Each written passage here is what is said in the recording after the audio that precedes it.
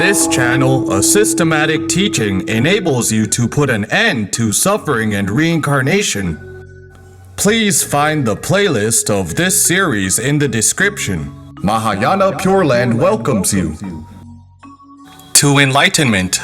1. Amitabha's 48 Great Vows.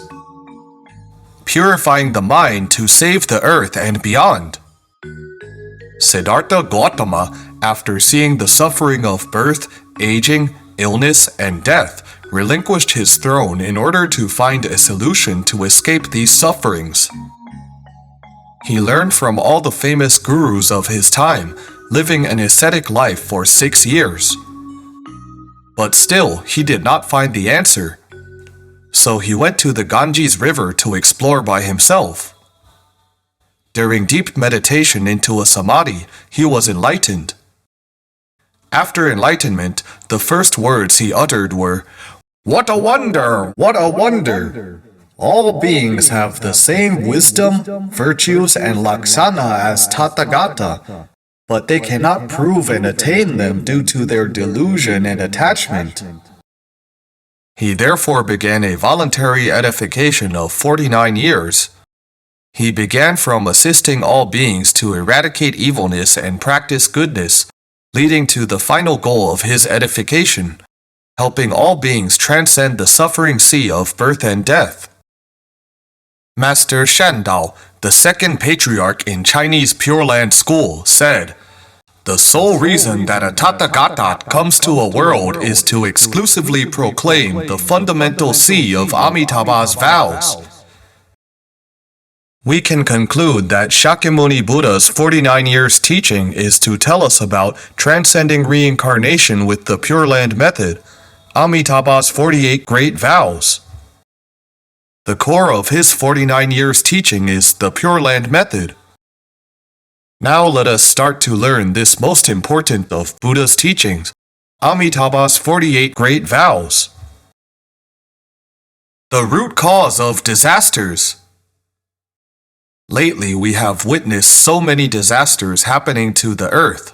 Many people ask why and are looking for a solution, but can we solve the problems without knowing their causes? The probability is very slim because the problems will manifest in different forms to haunt us. Worst of all, it not only haunts us in this life, but life after life. The retribution following our reincarnation will be endless. In order to resolve the disasters from the root, we must find out the cause. What is the root cause of these disasters? Thousands of years ago, Shakyamuni Buddha already explained to us in the Surangama Sutra very clearly. Greed induces floods. Resentment induces fire, such as volcanic eruptions and global warming. Ignorance induces wind disasters. Arrogance and grievance induce earthquakes. And skepticism, especially towards ancestors' sacred teachings, induces landslides, debris flows, or sinkholes that are reported often nowadays. The root cause of these disasters lies in the people's minds, which are filled with unwholesome thoughts of greed, resentment, ignorance, arrogance, and skepticism. Mahayana Buddhism explicitly tells us that all phenomena of the cosmos, including the physical and spiritual environments of all beings, are all manifested by our own heart. As elaborated in the Avatamsaka Sutra, all phenomena are simply manifested by the heart and altered by consciousness. This means that the earth is the manifestation of our heart nature, so is the universe. All manifestations, good and bad, are of our own making and thus entirely our own responsibility. Let's review the paragraph depicting the situation in our degenerate Dharma era in the Sutra on the Annihilation of the Dharma.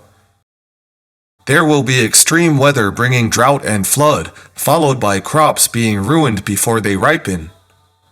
Plus, the pandemic will be prevalent, causing many people to die. Civilians suffer in toil while officials scheme to exploit them. People no longer observe principles but seek personal joys and create chaos. This is the Buddha's prophecy regarding the condition of the degenerate Dharma era. When we carefully observe people's speech, action, and mind today, it is not difficult to understand the Buddha's prophecy. The best way to resolve disasters.